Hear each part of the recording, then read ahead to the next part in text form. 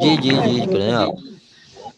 Sir इसमें इसमें अगर हम 2.9 को देखें ना, 2.9 में वो क्लियर बता रहा है कि one fact is declared by this order.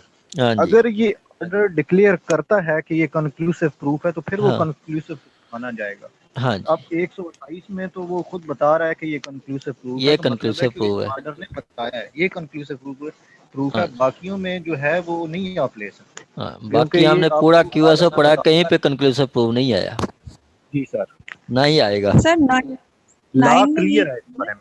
one when one fact is declared by this order to be ji conclusive proof of another, the court shall proof of the one fact regard the other as proved and shall not allow evidence to be taken for this purpose of disproving it.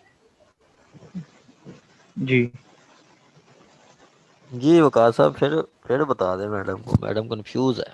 Madam, इसमें ये है ना कि आप देखें कि ये 2.9 में वो क्लियर बता रहा है कि एक ऐसा फैक्ट जो इस मतलब है कि ये 1984 का जो कानून शहादत ऑर्डर है, इसमें अगर उसने खुद बता दिया, डिक्लेयर्ड कर दिया है कि ये कंक्लूसिव प्रूफ है, तो फिर वो कहते हैं कि फिर उसकी ज़रूरत नहीं है कि किसी और फैक्ट को आप प्रूव करें या उसको डिसप्रूव भी नहीं किया जाएगा।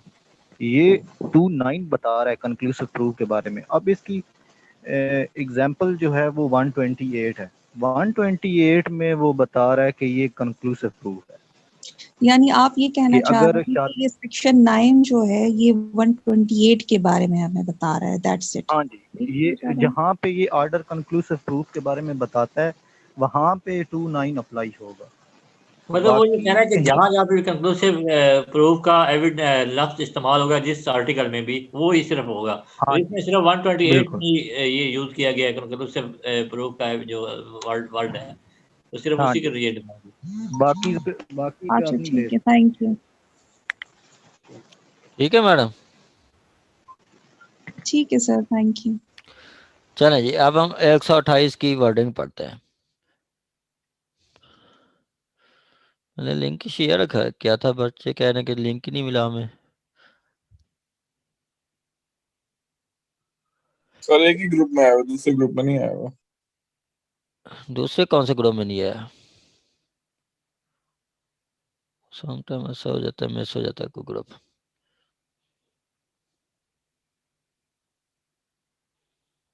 जी सर अब आ गया। आ गया ना, मैंने अगेन सबको शेयर कर दिया है।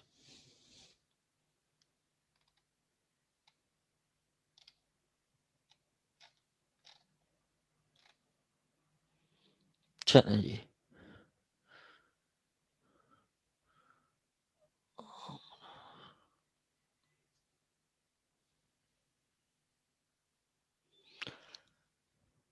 चलें जी 128 पढ़ते हैं हम। ये कौन सा ग्रुप था, उसमें ऐड ही नहीं किया था।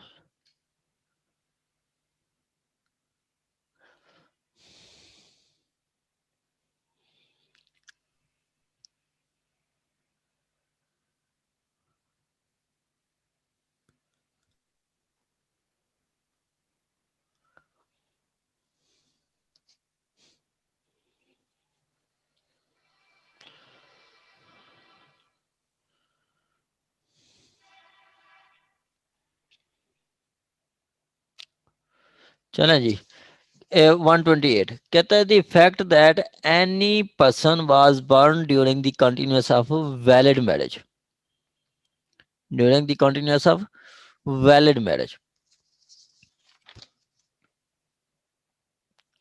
between his mother and any man and not earlier than the expiration of 6 lunar months from the date of marriage or within 2 years after its dissolution, the mother remaining unmarried। अब ये condition है, ये essential है कि माँ क्या है, अब तक अनमैरिड है, ठीक है। shall be conclusive proof that he is legitimate child of man. अब वो कोर्ट क्या है, कोर्ट शेल प्रिज्यूम करेगी कि ये बच्चा जो है लेजिटिमेट सन है ऑफ उस पर्सन का, उसके हस्बैंड का, unless the husband has refused or refuses to own the child. अब वो कहता है कि अगर एक बच्चा पैदा होता है विद इन 6 लूनर मंथ, वो जो चांद के हमारे जो इस्लामी महीने हैं उसके 6 महीने के अंदर, ठीक हो गया, और वो मतलब मैरिज कंटिन्यू रहती है और उसका बाप जो हस्बैंड है वो डिनाई नहीं करता, तो वो कंक्लूसिव प्रूव होगा कि वो बच्चा लेजिटिमेट है, उसी पर्सन का है, ठीक हो गया। दूसरे में कहता है कि the child was born after the expiry of 6 lunar month from the date on which the woman had accepted the period of idiot come to end. अगर एक फर्स्ट कंडीशन ये है कि अगर वो आपका हस्बैंड ही डिनाई कर दे कि ये बच्चा मेरा नहीं है, देन वो कंक्लूसिव प्रूव नहीं होगा, उसको प्रूव करना पड़ेगा। दूसरा कि अगर वो बच्चा पैदा होता है 6 महीने बाद, इद्दत के 6 महीने बाद पूरा होता है, तो देन भी आपका वो पीरियड जो है वो बच्चा वो कंसीडर नहीं किया जाएगा, वो आपका मतलब वो ये समझा जाएगा कि वो लेजिटिमेट नहीं है। 128 सिंपली ये कह रहा है कि आपका एक बच्चा, मतलब एक शादी हुई, शादी के 6 महीने बाद कोई बच्चा पैदा होता है, 6 महीने बाद, 6.5 महीने बाद, 7 महीने बाद, 8 महीने बाद कोई बच्चा पैदा होता है, तो कोर्ट ने उसको शेल कंक्लूसिव प्रूव, कोर्ट ने कंक्लूसिव प्रूव होगा कि वो लेजिटिमेट है। उसकी 2 एक्सेप्शन क्या है? एक्सेप्शन ये है कि वो उसका जो हस्बैंड है, उसका बाप है, वो डिनाई ना करे, बच्चे को ओन करने में वो डिनाई ना करे, या फिर वो बच्चा जो है वो इद्दत के 6 महीने बाद बच्चा अगर पैदा होता है, तो वो उस पे भी कोर्ट मतलब वो कंक्लूसिव प्रूव नहीं होगा, उसको फिर प्रूव करना पड़ेगा। ये था आपका 128 का कंसेप्ट।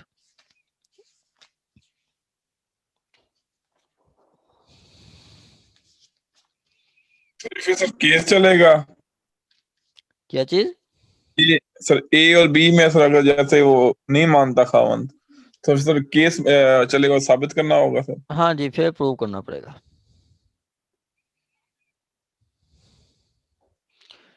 ठीक हो गया। इस पे कुछ आपकी रिसर्च है, कहता है child burn with in 6 month of valid wedlock was legitimate child under Islamic law. Islamic law में भी ये चीज़ मतलब जो है वो एक बच्चा जो 6 महीने के अंदर पैदा होता है, 6 महीने बाद मतलब पैदा होता है, तो उसको लेजिटिमेट कंसिडर किया गया है, उसको सर लेजिटिमेट इस्लामिक लॉ में 2 इयर्स का तो नहीं कहा गया, नहीं 2 6 इयर्स मंथ का। का मैं कह गया हूँ, 6 मंथ का। सर नहीं, इन्होंने 2 इयर्स की भी बात की नीचे। 2 ईयर्स की कहाँ पे बात की है? सर 2 ईयर्स की बात ये की गई है ना कि अगर वो जब मैरिज खत्म हो जाती है तो उसके 2 साल के अंदर अंदर उसकी पैदाइश होती है, हाँ जी, वो अनमैरिड रहती है 2 साल तक। हाँ जी, ये बात की गई है, ये है। इस्लामिक पॉइंट ऑफ व्यू से तो इसकी 9 मंथ मेरा ख्याल दी गई है। इस पे बहुत ज़्यादा कन्फ्यूजन है, काफ़ी सारे मतलब डाउट्स हैं। वो कहते हैं कि हाँ जी 6 महीने वाली बात तो समझ आती है कि 6 महीने बाद बच्चा पैदा हो सकता है, ठीक है, लेकिन आपकी अगर शादी कंटिन्यू रहती है और मतलब डिसॉल्व हो जाती है, तो 2 साल के अंदर अंदर जो बच्चा पैदा होता है वो भी आपका लेजिटिमेट हो। शादी है कि माँ ने दूसरी शादी ना की हो, 2 साल के अंदर जो मतलब डेजोलेशन हुई या वो विडो हो गई, ठीक है, तो उसके 2 साल तक, मतलब 2 साल के अंदर अंदर जो बच्चा पैदा होगा वो भी लेजिटिमेट कंसिडर किया जाएगा। इन पे काफ़ी सारा डाउट है, लेकिन हमने ऐसी कोई प्रिजम्पशन नहीं देनी, हमने यही समझना है कि अजी 6 महीने के अंदर अगर बच्चा पैदा हो जाता है, ओ सॉरी 6 महीने के बाद बच्चा पैदा हो जाता है, या 2 साल के अंदर मैरिज डिसॉल्व होने के 2 साल के अंदर बच्चा पैदा होता है, तो वो लेजिटिमेट होगा। एक्सेप्शन उसकी 2 हैं, अगर बाप उसको डिनाई ना करे, या फिर दूसरी एक्सेप्शन ये है कि अगर वो इद्दत के 6 महीने बाद पैदा हो फिर। ठीक हो गया। सर सॉरी सर, सर मैं भी ये इसमें ना इद्दत के 6 महीने बाद तो मतलब सर 4 महीने इद्दत हो गई और 6 महीने वो हो गए, तो ये तो फिर भी सर वही 10 महीने आते हैं सर। मतलब हाँ जी, इसमें वो 2 साल की उसके साथ ये क्लैश नहीं कर रहा सर? ऐसे मतलब सर जब डिवोर्स हो जाती है सर तो 4 महीने मतलब वो है इद्दत है, और उसके बाद फिर जो है 6 महीने, तो 10 माह हो गए टोटल। तो अब मतलब ये तो फिर वो 2 साल के जो ऊपर सब्सटेंसिव लॉ में आया है सर, उसको हिट नहीं करता, उसके साथ सर क्लैश में नहीं है सर। मतलब अब शादी हो गई और डायरेक्ट जो सर है सर लेकिन मतलब इसमें उन्होंने 1 महीने में अगर उन्होंने डिवोर्स दे दी, तो अब उसके बाद मतलब उन्होंने 4 माह इद्दत पूरी कर ली और 6 माह वो हो गया, हाँ 10 माह ये हो गए, तो ये तो मतलब सर ऐसे उसके साथ तो ये फिर भी मतलब वही हुआ। ये बासित अहमद ऐसा है ना कि मैरिज डिसॉल्व नहीं होती, ठीक है, जी मैरिज सर। डिसॉल्व नहीं होती, ठीक है। अब वो मतलब सपोज के मतलब 2 साल तक वो मिलते ही नहीं है, कुछ भी नहीं होता, ठीक है। जी सर। देन उस सूरत में ये पॉसिबल है कि 2 साल तक मतलब जो पहले उन्होंने जो मतलब होती है उनकी आपकी मतलब आपस में, तो उसके भी वो हो सकता है वो जीन्स को सम टाइम रह जाते हैं, ठीक है। इसकी वो काफी जी जी पहले वो ऊँटनी की एग्जांपल देते हैं, ऊँटनी का जो दूध पीते थे, फिर उसका ये ऐसे मतलब ऐसी कोई है, लेकिन मैं इस पे कोई मैंने कोई कमेंट्स नहीं करने, हमने ये बेयर एक्ट की वर्डिंग पढ़नी है। जी मैडम ठीक है नसरीन सर, साहब, आप कुछ कह ठीक है रही सर। हैं? जी सर, मैंने भी ना इसके मुतालिक थोड़ा सा पढ़ा था, तो उसमें वो यही था कि साइंस भी कहती है कि वो जो जर्म्स है ना, वो बाद जर्म्स ना वो रह जाते हैं और वो टाइम लेते हैं। अगर वो औरत नेक्स्ट शादी नहीं करती है तो वो रह जाते हैं और 2 साल तक ये बच्चा पैदा होता है, लेकिन उसकी निशानी ये होगी कि वो बच्चे के दांत भी होंगे और बाल भी लंबे होंगे। तो वो 2 साल का जो उसका पीरियड होगा वो माँ के पेट में ही पूरा करेगा। तो ये निशानी होगी उस बच्चे की जो मतलब कि 2 साल के बाद पैदा होगा। तो ऐसा मैंने पढ़ा था, हाँ आगे जी, पता नहीं। ऐसे ही है मतलब मैडम मैं को करेक्शन करना चाह रहा हूँ सर। जी जी सर ये दांत और बाल वाली बात तो मैंने नहीं सुनी, लेकिन ये है कि सर जो ये जरासीम होते हैं, ये 2 साल के टाइम पीरियड के अंदर कभी भी औरत दोबारा इसमें प्रेग्नेंट हो सकती है, और जो बेबी होगा वो लेजिटिमेट होगा, बशर्ते औरत जो है दूसरी शादी ना करे हाँ जी और या खामद उसका फौत हो जाए सर। हाँ जी जी ठीक जी, है, ऐसा ही है, ऐसा ही। बिल्कुल ऐसे ही है।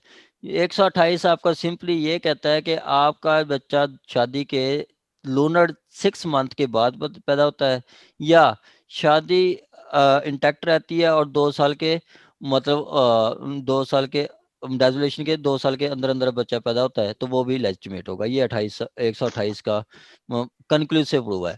अगर एक फैक्ट प्रूव हो जाता है, कंक्लूसिव प्रूव क्या है, एक फैक्ट प्रूव हो गया तो दूसरे फैक्ट को बाकी जो फैक्ट्स होंगे कोर्ट उनको प्रिज्यूम करेगी कि वो भी प्रूव्ड है, और उसकी डिसप्रूव करने के लिए कोई एविडेंस नहीं लेगी कोर्ट उसको डिसप्रूव करने के लिए कोई एविडेंस नहीं लेगी। ये है ऑल अबाउट 128। और इसकी जो 128 का 2 है, उसमें ये कहा गया कि आपका ये जो है नॉन मुस्लिम्स पे अप्लाई नहीं होगा, 128 मुस्लिम्स पे अप्लाई होगा।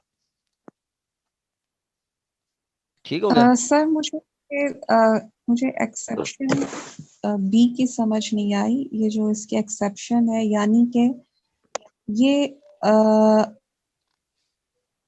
मतलब कि ये सेटल्ड नहीं है, मतलब हस्बैंड ये कह रहा है, मतलब कोर्ट ये कह रहा है कि अगर हस्बैंड रिफ्यूज करे, ठीक है, वो फर्स्ट में है। और unless the husband had refused or refuses to own the child, or the child was born after the expiration of 6 lunar months from the date on which the woman had accepted that the period of iddat had comes to an end. अच्छा अच्छा, यानी कि इद्दत गुजरने के बाद जो 6 महीने हैं, ठीक है, हाँ जी उसके बाद जो बच्चा पैदा होगा तो वो मतलब एक्सेप्ट नहीं किया जाएगा, हाँ जी यानी कि 10 माह।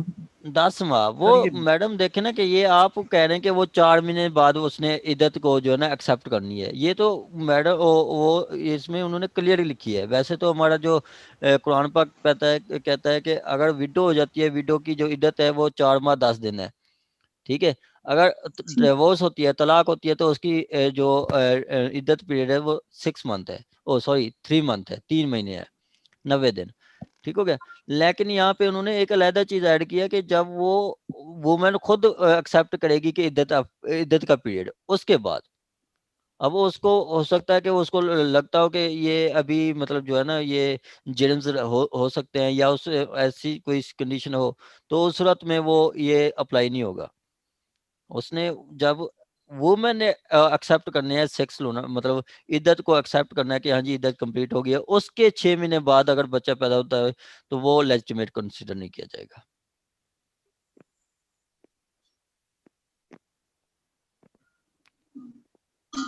ठीक हो गया। लेकिन जब अगर उनकी मैरिज डिसॉल्व हो गया है या किसी वजह से डेथ हो गई है, तो अगर उसके 2 साल के अंदर अंदर पैदा होता है तो फिर तो है नहीं, पॉसिबिलिटी है नहीं।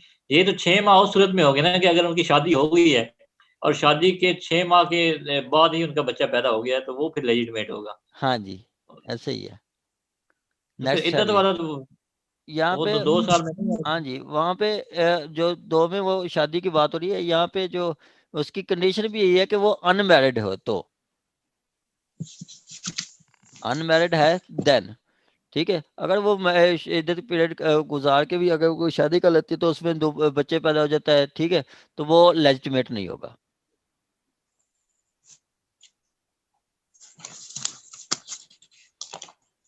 ठीक हो गया। ये था आपका 128 का कंसेप्ट। यहाँ से 123 से 128 तक किसी का कोई क्वेश्चन हो तो आप क्वेश्चन कर सकते हैं, एनीवन। ये तो फिर नेक्स्ट हम आगे चलते हैं। गुड सर, प्लीज आगे जाएं।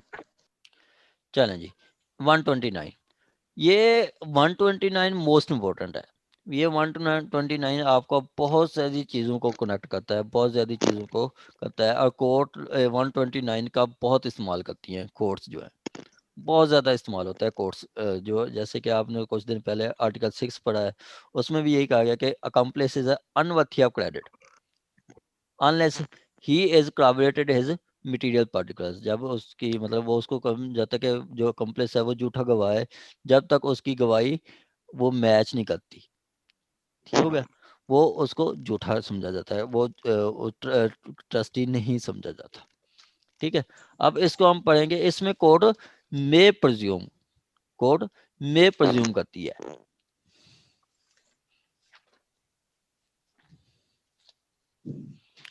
कहता है जी the court may presume the existing of fact which it think to have happened.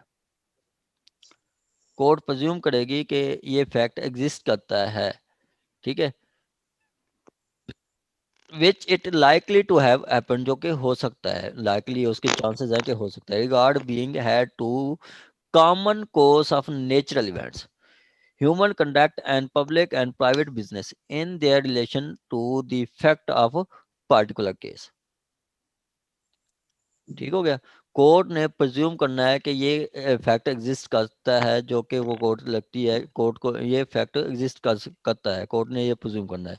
अगर कोर्ट को लगता है कि हाँ जी ये फैक्ट हैपेंड हो सकता है, ठीक हो गया, जो कि आपके common course of natural events या ह्यूमन कंडक्ट, मतलब कोई नेचुरल इवेंट्स हैं या ह्यूमन कंडक्ट है जैसे कंप्लेक्स वगैरह, पब्लिक या प्राइवेट बिजनेस के बारे में है, ठीक है, in their relation to particular case, particular case में। अब ये लिस्टेशन बताता है कि कोर्ट कहाँ कहाँ पे अपनी ये प्रिजम्पशन इस्तेमाल करेगी। प्रिजम्पशन की पहले मैंने आपको डेफिनेशन बताई है। प्रिज्यूम कहाँ पे किया जाता है? Presumption means facts not proved, facts not proved but it is likely to proved।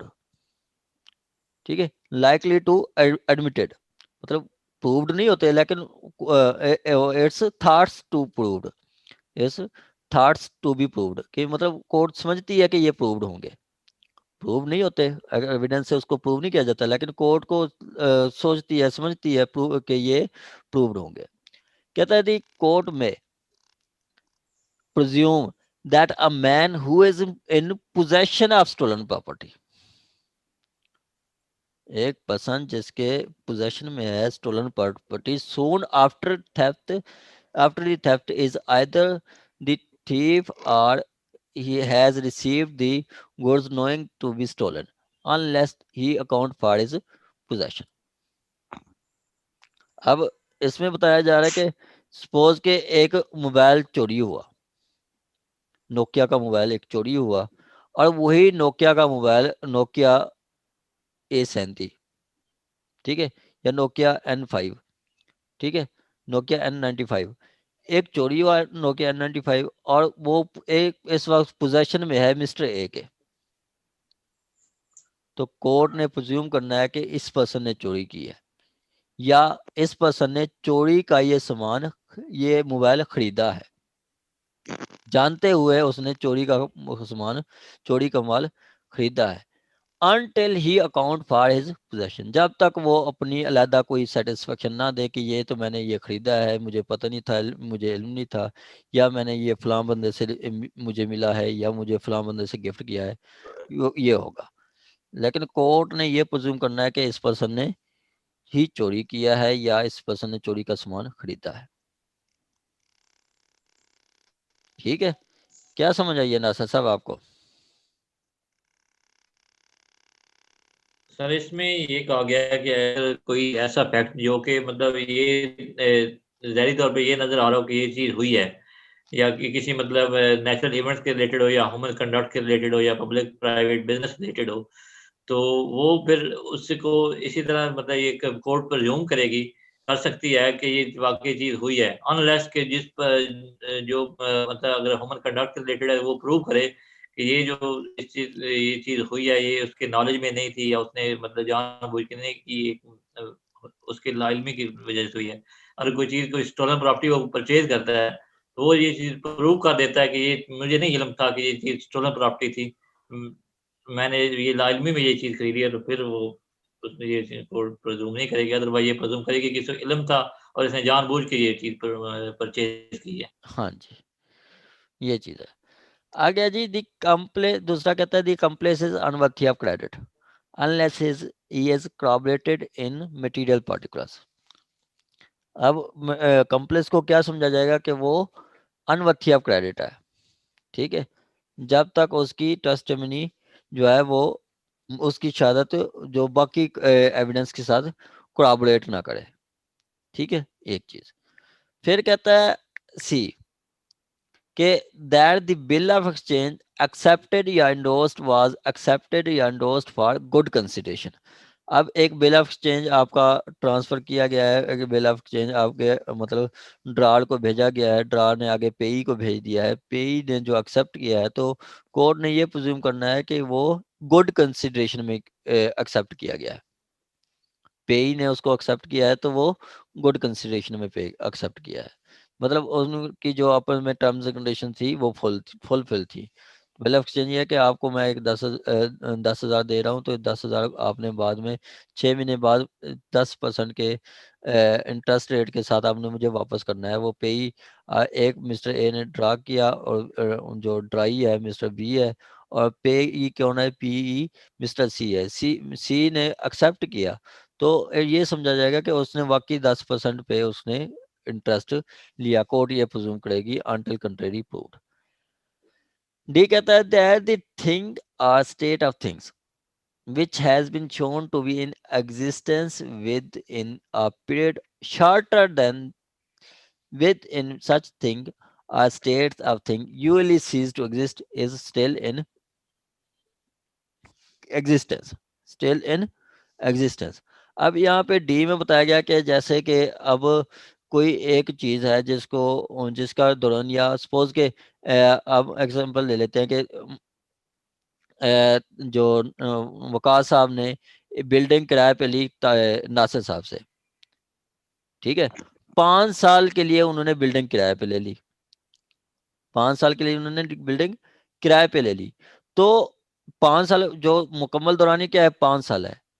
अब अगले पहले 3 साल जो हैं वो 3 साल 2 साल 4 साल तक कोर्ट यही समझेगी कि ये उनकी टेनेंसी एग्जिस्ट करती है। उसके शॉर्टर पीरियड में कोर्ट क्या प्रिज्यूम करेगी कि उसकी टेनेंसी एग्जिस्ट करती थी until contrary proved, until contrary proved. ठीक हो गया।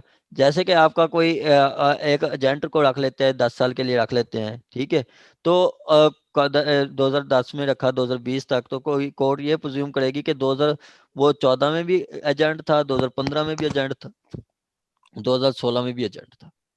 उस पर्सन का। ठीक हो गया, ये है आपका डी। इसको आप उसके साथ रिलेशनशिप वाले 125 के साथ भी कोरिलेट कर सकते हैं। ठीक है, उसमें भी यही कहा गया कि अगर आपका जो एक टेनेंसी मतलब रिलेशनशिप क्रिएट हो गया तो वो यही समझा जाएगा कि वो कंटिन्यू हो रहा है, वो कंटिन्यू हो रहा है, उसकी कंटिन्यूटी पे कोर्ट समझेगी कि वो कंटिन्यू हो रहा है। ठीक हो गया। आगे कहता है जी, the judicial and official acts have been regularly performed. जो वो कहता है कोर्ट ये प्रिज्यूम करेगी कि अदालतें प्रॉपर टाइम काम कर रही हैं और जो प्राइम मिनिस्टर है वो भी अपना काम ठीक ठीक चल रहा है, ये सारे काम प्रॉपर चल रहे हैं। ठीक है, कोई रुकावट नहीं है। ठीक है, कोर्ट ने ये प्रिज्यूम करना है कि अगस्त में भी कोर्ट्स अपना काम कर रही थी,